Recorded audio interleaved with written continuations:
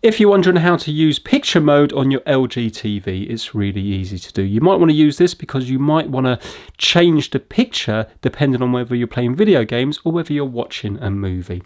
In order to get into the mode, we have to hit the settings button here, or we can hit the settings button just on the top right hand corner up here. So I'm just going to hit it on the remote control, and then you can use your magic remote, or you can scroll around using these buttons here.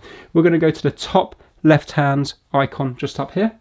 And you will see right now we're in cinema. If I click in on the scroll wheel, we're on cinema, but if I scroll left and right, you can see all the different ones. So we have sports, game, HDR effect, filmmaker mode, expert bright room, expert dark room, vivid, standard, eco, cinema, and back to sports again.